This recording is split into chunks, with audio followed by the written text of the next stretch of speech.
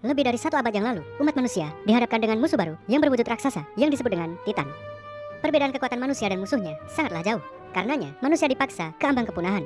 Umat manusia yang masih bertahan hidup akhirnya membangun 3 dinding, yaitu Maria, Rose, dan Sina. Setelah itu mereka pun bisa melanjutkan hidup di bawah perlindungan dinding. Kedamaian ini sudah berlangsung selama kurang lebih 100 tahun. Hampir semua orang merasa bahagia dan tidak pernah mengeluh. Kecuali satu orang anak yang bernama Eren Yeager.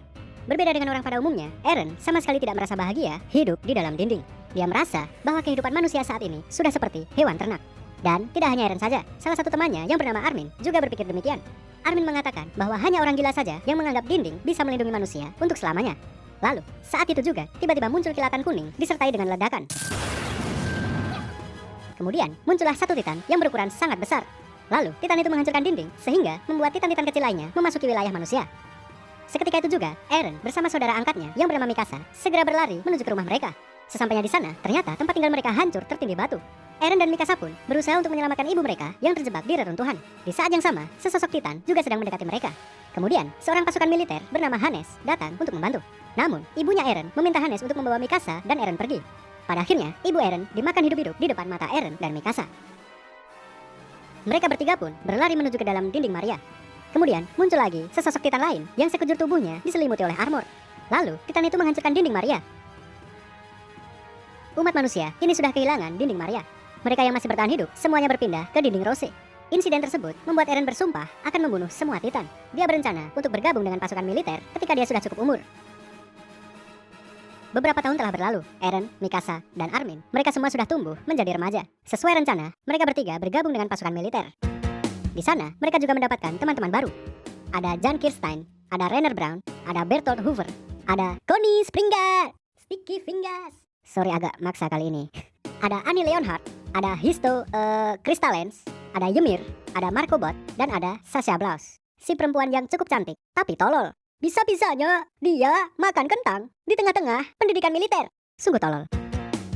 Pertama-tama, mereka belajar tentang kelemahan Titan dan bagaimana cara membunuhnya. Titan sendiri terbagi menjadi beberapa jenis. Yang pertama adalah Titan biasa. Titan biasa adalah Titan lemah yang pergerakannya bisa dengan mudah diprediksi. Yang kedua, ada Titan abnormal. Titan abnormal sebenarnya termasuk jenis Titan lemah. Hanya saja, pergerakan mereka sangat sulit diprediksi. Biasanya Titan abnormal bisa berlari atau bahkan melompat.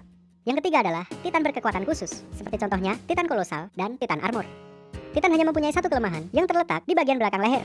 Cara yang paling efektif untuk membunuh Titan adalah menebas bagian belakang leher dengan 2 pedang. 2 pedang tersebut juga tersambung dengan sebuah alat yang disebut dengan 3D Maneuver Gear. Dengan 3D Maneuver Gear, manusia bisa mencapai leher Titan lalu menebasnya. Selain dilatih bagaimana cara membunuh Titan, mereka juga menjalani latihan dasar seperti latihan fisik dan latihan bela diri. Beberapa prajurit berpikir bahwa latihan bela diri tidak penting karena tidak bisa digunakan untuk melawan Titan. Namun, meskipun demikian, Eren tetap serius menjalani latihan. Dia yakin bahwa apapun yang dipelajarinya tidak ada yang sia-sia. Setelah beberapa tahun menjalani pelatihan militer, akhirnya Eren dan kawan-kawan dinyatakan lulus. Pelatihan ini juga menghasilkan 10 lulusan terbaik. Mereka adalah nomor 10, Krista, 9, Sasha, 8, Connie, 7, Marco, 6, Jan, 5, Eren, 4, Annie, 3, Bertolt, 2, Rainer. Dan lulusan terbaik sekaligus petarung yang paling kuat adalah Mikasa Ackerman. Mereka yang berhasil lulus kemudian diberikan pilihan untuk bergabung dengan salah satu dari 3 pasukan khusus. Yang pertama, mereka bisa menjadi pasukan penjaga yang bertugas di perbatasan dinding. Kedua, mereka bisa menjadi pasukan penyelidik yang bertugas di luar dinding. Divisi ini memiliki tingkat bahaya yang sangat tinggi karena mereka akan berhadapan langsung dengan Titan. Ketiga, mereka bisa menjadi polisi militer. Polisi militer adalah divisi yang paling nyaman karena tugas mereka adalah mengawal raja yang berada di dinding yang paling dalam. Artinya, polisi militer sangat jarang berhadapan dengan Titan. Maka dari itu, hanya 10 lulusan terbaik saja yang diizinkan untuk bergabung. Sudah jelas, Eren, Mikasa, dan Armin akan bergabung dengan pasukan penyelidik. Keesokan harinya, sebelum mereka resmi dilantik, tiba-tiba saja Titan kolosal kembali muncul dan menghancurkan dinding. Kali ini, Eren berusaha melawannya. Ketika dia mengincar leher bagian belakang, Titan kolosal mengeluarkan uap panas, kemudian dia menghilang tanpa jejak. Setelah itu, Titan-Titan biasa mulai memasuki wilayah manusia. Seketika itu juga, para prajurit segera bersiaga dan juga melakukan evakuasi. Pertarungan ini memakan banyak sekali korban jiwa. Ada banyak prajurit yang tewas dimakan Titan, dan ada juga yang mengalami mental breakdown hingga memutuskan untuk bunuh diri. Begitu pula dengan Armin, dia hampir saja tewas dimakan Titan. Namun, di saat-saat terakhir, Eren berhasil menyelamatkannya. Begitu Armin selamat, Eren lah yang tewas ditelan oleh Titan. Gila ya, udah capek-capek latihan, ujung-ujungnya tewas juga dimakan Titan. Kalau tahu begini, mending rakit PC. Wow, wow, wow, wow. Beberapa jam kemudian, kabar kematian Eren akhirnya sampai di telinga Mikasa.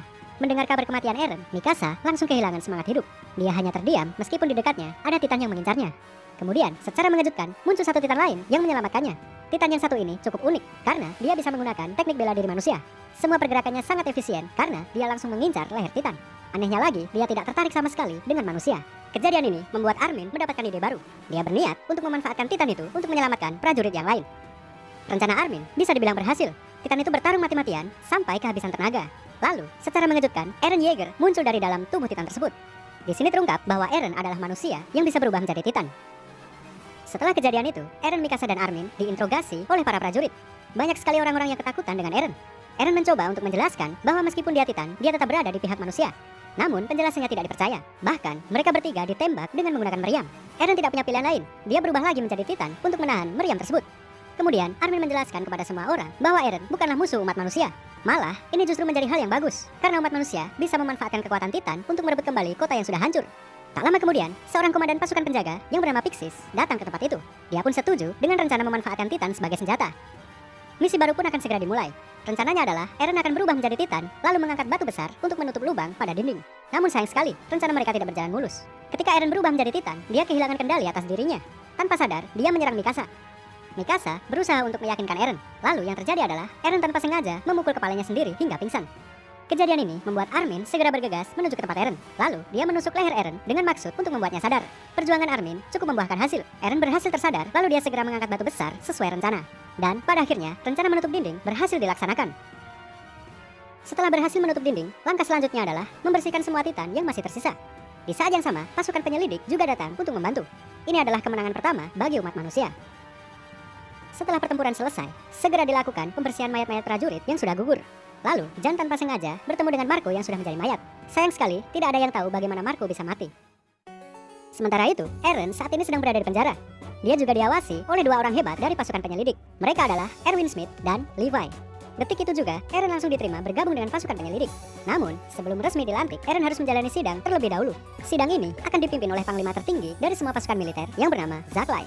Persidangan ini akan membahas apakah Eren layak untuk dibiarkan hidup. Meskipun Eren sudah berjasa menutup dinding, namun masyarakat masih belum bisa mempercayai Titan. Dikhawatirkan, jika suatu saat Eren mengamuk, dia bisa dengan mudah menghancurkan kota. Ada banyak sekali orang-orang yang menginginkan Eren mati, termasuk pasukan polisi militer. Kemudian, Erwin Smith dengan gagah berani mengatakan bahwa dia akan menerima Eren ke dalam pasukan penyelidik, lalu merebut kembali dinding Maria dengan memanfaatkan kekuatan Titannya. Lalu untuk meminimalisir kerusakan, pasukan penyelidik bersama Eren akan berpindah markas di luar dinding.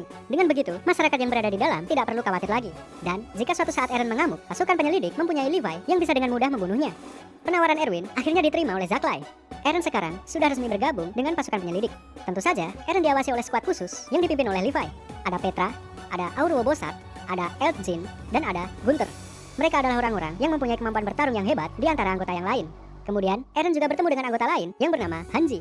Dia adalah anggota yang bertugas untuk meneliti Titan. Apa saja yang diteliti? Ada banyak, seperti contohnya, apa itu Titan? Dari mana asalnya? Kenapa Titan memiliki tubuh seperti manusia? Apakah Titan merasakan rasa sakit? Kenapa Titan cenderung aktif di siang hari?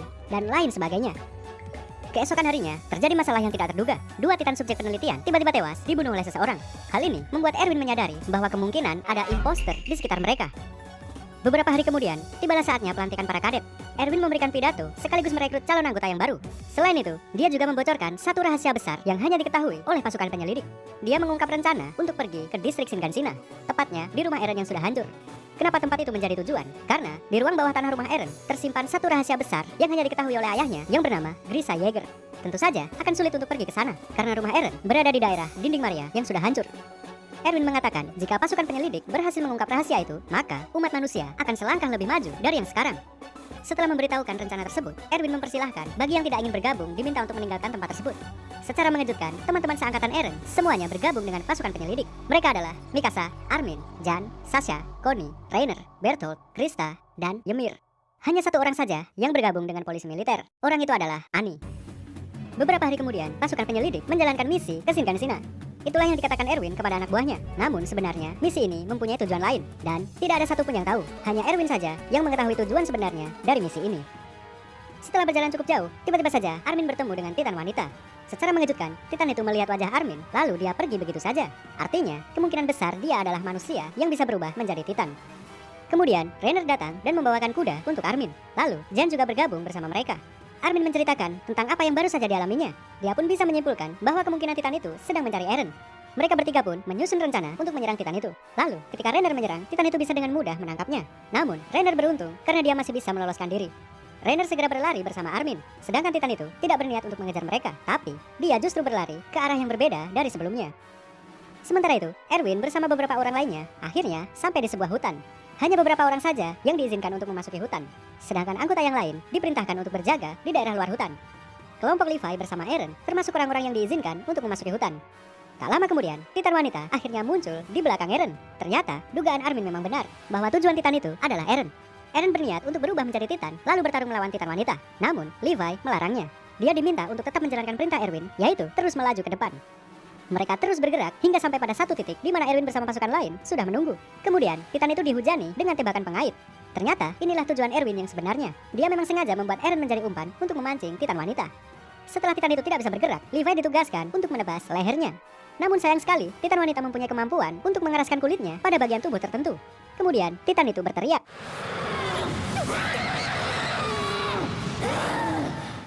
Lalu, tiba-tiba saja datang segerombolan Titan lain yang memakannya.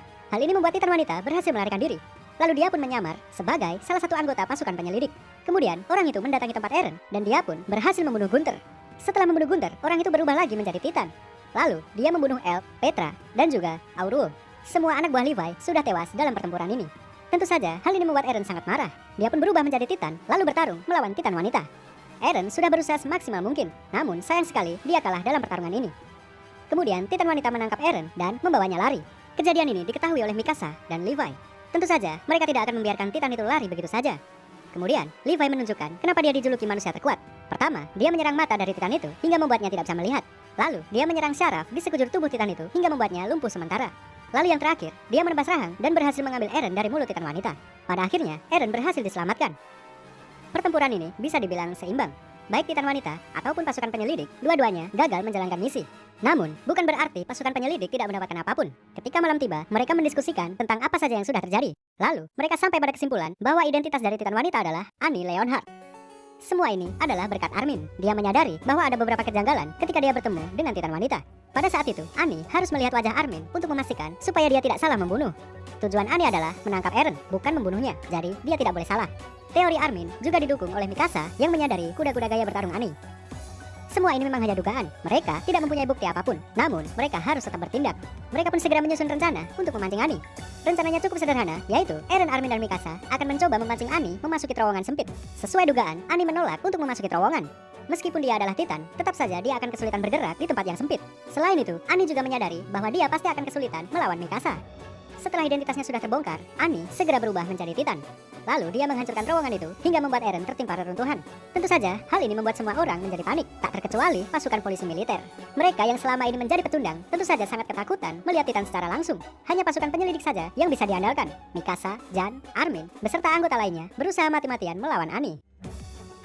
Kemudian, Eren yang tertimpa reruntuhan akhirnya tersadar dan berubah menjadi Titan. Tibalah pertarungan kedua antara Eren melawan Annie. Eren tetap saja kesulitan melawannya.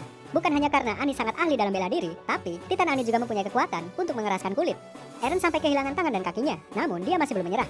Annie pun sudah mulai kehabisan tenaga. Biar bagaimanapun juga, dia hanya sendirian melawan Titan Eren, ditambah dengan pasukan penyelidik. Dia pun berniat untuk memanjat dinding dan melarikan diri. Namun, Mikasa tidak akan membiarkannya. Mikasa memotong jari Annie hingga membuatnya terjatuh. Begitu dia terjatuh, Eren langsung menghajar kepalanya hingga terputus. Setelah itu, Eren merobek leher Annie. Lalu tiba-tiba saja muncul kristal yang menyelimuti tubuh Annie. Mungkin ini adalah sistem pertahanan otomatis yang akan aktif ketika Annie kalah. Pada akhirnya, Eren bersama pasukan penyelidik berhasil mengalahkan Annie. Namun, karena Annie sekarang sudah menjadi kristal, Erwin dan kawan-kawan tidak bisa mendapatkan informasi apapun darinya. Setelah kejadian itu, Annie dipenjara di bawah pengawasan pasukan penyelidik. Meskipun tidak bisa disebut menang 100%, setidaknya umat manusia sedikit lebih maju dari yang sebelumnya. Lalu, bagaimanakah kelanjutan ceritanya? Nantikan di video selanjutnya.